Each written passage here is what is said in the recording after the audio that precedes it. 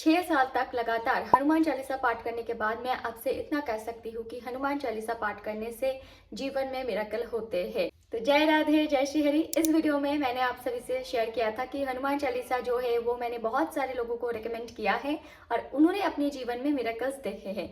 तो आज उसी में से एक स्टोरी मैं आपको सुनाऊंगी और इस बात का प्रमाण सिर्फ मैं दे सकती हूँ और जिनके जीवन में मिरेकल्स हुआ है वो देख सकते हैं। पर उनको YouTube पर लाके मैं उनको ये नहीं कह सकती कि आप सबको बताइए कि ऐसा ऐसा आपके साथ हुआ है। तो इस केस में आपको सिर्फ मेरे बात पर ही विश्वास करना होगा और विश्वास करना ना करना ये भी संपूर्ण आपके ऊपर है।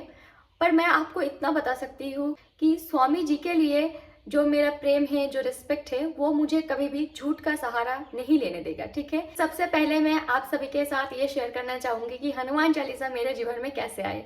तो जब मैं 13 साल की थी तो मेरा जो क्या कहते हैं चार्ट है, ठीक है, तो उस चार्ट को देख के एक एस्ट्रोलॉजर ने मुझसे कहा था कि डेली हनुमान चालीसा पाठ करने के लिए। तो 13 साल की उम्र से ही मैं डेली पाठ करती थी। अब आप लोग कमेंट में एकदम बारिश कर देंगे कि क्या आप पीरियड्स में भी पाठ करते थे। तो नहीं, पीरियड्स में मैं नहीं करती थी और 19 साल की उम्र तक मैंने डेली किया है।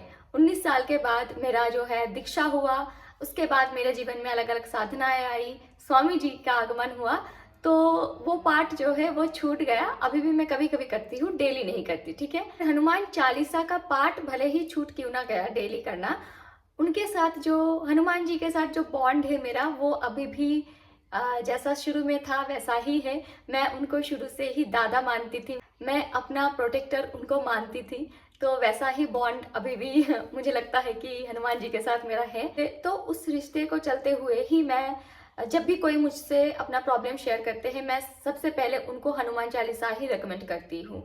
और मुझे इतना ट्रस्ट है हनुमान जी पर कि वो उनके जीवन में कुछ अच्छा ही लाएंगे। जो चीज़ उनके लिए बुरा है उनके जीवन से वो निकाल देंगे, जो उनके लिए अच्छा है वही ला कर देंगे। अब मैं उनके जीवन का जो स्टोरी है वो आप सभी के साथ शेयर करूंगी। तो मेरी ही एक आंटी जी है, उनका जो बेटी है उनका अफेयर जो है एक लड़के के साथ था। वो लड़का इतना अच्छा नहीं था, ठीक है, और ये बात सबको पता था, उस लड़की के घर वालों को, कि वो लड़का अच्छा नहीं है। पर उस लड़की को ही पता नहीं चलता, क्योंकि ये स्वाभाविक है, लोग प्यार में अंधा होता है तो सामने वालों का कोई दोष गुण उनको नहीं दिखता, उनको सब अच्छा ही दिखता है। ठीक है, तो उनके घर वालों ने बहुत ऐसे उनको समझाया कि इस लड़के के साथ जो है संबंध तोड़ दो, अच्छा नहीं है। बहुत सारे लोगों ने उसको दूसरी लड़कियों के साथ भी घूमते देखा है। वो लड़का अच्छा नहीं था, ठीक है, मतलब सोसाइटी में जो उसका इमेज था वो अच्छा नहीं था। और जो आंटी जी है ना, उन्होंने बहुत सारे ऐसे ज्योतिषों को दिखाया उसका जो चार्ट है लड़की का, और ऐसे बाबा जियों से उन्होंने जो है परामर्श लिया। किसी ने उनको ताबीज दिया, तो किसी ने जल में मंत्र पढ़ के देते हैं, जो एनर्जाइज्ड पानी है वो दिया। पर जब भी कोई टोटका वो करती थी ना, तो उस लड़की को कैसे पता चल जाता था, ठीक है, और फिर घर में कलेश होता था और उस लड़के के साथ उसका बॉन्ड जो है और भी मजबूत हो जाता था। ठीक है, मतलब लेने का देना पड़ जाता था। इधर घर वाले चाह रहे थे कि उसके साथ उसका जो रिश्ता है वो खत्म हो जाए, पर उसका रिश्ता जो है दिन ब दिन वो मजबूत हो रहा था और वो रिलेशन इतना गहरा हो गया था कि लड़की जो है वो छुप छुप के सिंदूर पहनती थी उस लड़के का नाम का। ठीक है, तो एक दिन ना आंटी जी मुझसे ऐसे शेयर कर रही थी उनका जो सारे प्रॉब्लम है, और ये सारे बातें जो है वो आंटी जी ने ही मुझसे शेयर किया है कि ऐसे ऐसे होता है घर में। ठीक है, और पता नहीं मेरा मुंह देख के लोगों को क्या लगता है, लोग आके मुझसे अपना प्रॉब्लम शेयर करते हैं। ये तो अभी मैंने यूट्यूब चैनल खुला है, पर जब मैं क्लास 5-6 में थी तब भी लोग आके शेयर करता था। खैर, तो आंटी जी को मैंने बताया कि आप इतना सारे टोटका जो किए हैं, क्यों ना आप एक बार लास्ट एक ट्राई कर लीजिए, एक बार हनुमान चालीसा पाठ करके भी देख लीजिए। ठीक है, उनको ना हनुमान चालीसा के विषय में पता तो था, पर उन्होंने कभी भी पाठ नहीं किया था और उनके पास हनुमान चालीसा का जो बुक है वो भी नहीं था। ठीक है, तो मैंने ही उनको हनुमान चालीसा जो है वो ला के दिया था और उनको ऐसे सिखाया था बंगाली में कि कैसे पढ़ना है, और उनको मैंने एकदम डिटेल में समझाया था कि उनके लड़की का नाम का दिया जला के और जो विश है वो मन में रखते हुए हनुमान चालीसा का पाठ करना है। ठीक है, और जैसे मैंने इस वीडियो में शेयर किया है एग्जैक्टली मैंने वैसे ही उनको बताया था। पर मुझे ये पता था कि उनके लिए एक बारी में ही 100 बार पाठ करना संभव नहीं है। तो मैंने उनको कहा कि डेली आप एक बार करके ही पाठ कीजिए, और उन्होंने पाठ करना शुरू कर दिया। यही कहीं 2-2.5 महीने के बाद जब मैं उनके घर गई ना, तो वो इतना एक्साइटेड थी, मतलब उनके आंखों में इतना ज्यादा चमक था ना, और मेरा हाथ पकड़ के वो कह रहे पता है क्या हुआ। मुझे लगा मतलब क्या ही हो गया होगा।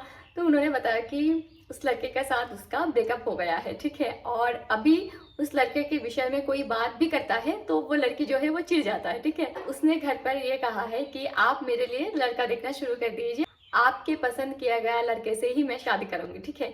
ऐसा उस लड़की ने कहा है स्वयं से। तो उसके घर वाले जो है बहुत खुश थे। अभी जो है वो लड़की का एक अच्छे लड़के के साथ शादी भी हो गया है। उस लड़के का एक स्टेबल जॉब है, सरकारी नौकरी है, और लड़का भी बहुत अच्छा है, ठीक है। मतलब घर में सब कुशल मंगल है, ठीक है। तो मुझे भी खुद ये विश्वास नहीं हो रहा था कि ऐसा चमत्कार इतने कम दिनों में कैसे हो गया, ठीक है। तो मैंने ऐसे मुस्कुरा के हनुमान जी से बाद में आकर ऐसे कहा भी कि चलो आपने मेरा जो है मान रख लिया। और तब से ना वो जो आंटी जी है वो मुझसे बहुत प्रेम करती है, मुझे एकदम अपनी बेटी जैसी मानती है। तो यहाँ पर जो सबसे इम्पोर्टेंट विषय है कि इतने कम समय में ऐसा मिराकल कैसे हो गया, जबकि उन्होंने दिन में एक ही बार पाठ किया। तो जो मेन इंग्रेडिएंट्स है वो है फेथ और सरेंडर, ठीक है। बस यही दो चीज आपको चाहिए।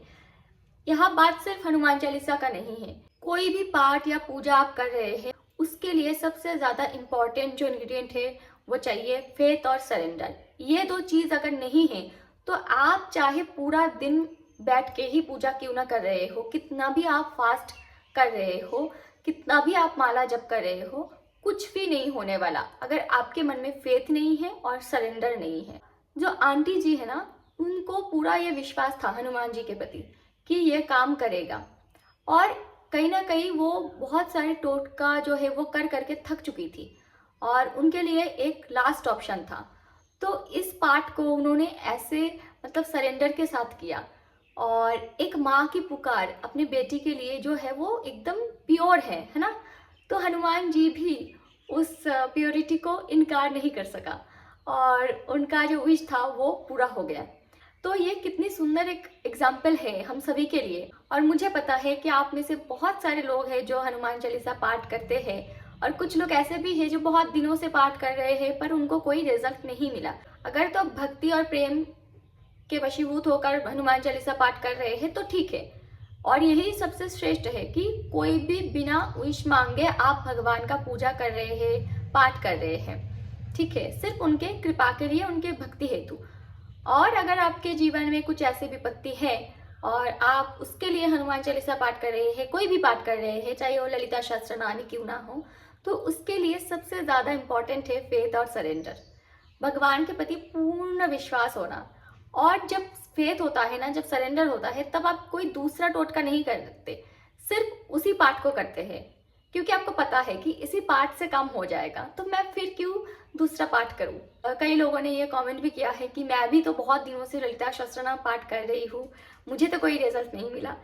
तो क्यों नहीं मिला? तो इस वीडियो के माध्यम से आप तक वो मैसेज जा रही है कि कहीं ना कहीं आपका जो फेथ है उसमें प्योरिटी नहीं है, जो सरेंडर है वो अभी भी नहीं हुआ है भगवान के चरणों में। तो ऐसे बहुत सारे स्टोरीज है मेरे पास हनुमान चालीसा रिलेटेड, क्योंकि मैंने आपसे कहा था कि मैंने एक ऐसी विश के लिए 100 बार हनुमान चालीसा पाठ किया था जो कि एकदम ही इम्पॉसिबल था, ठीक है।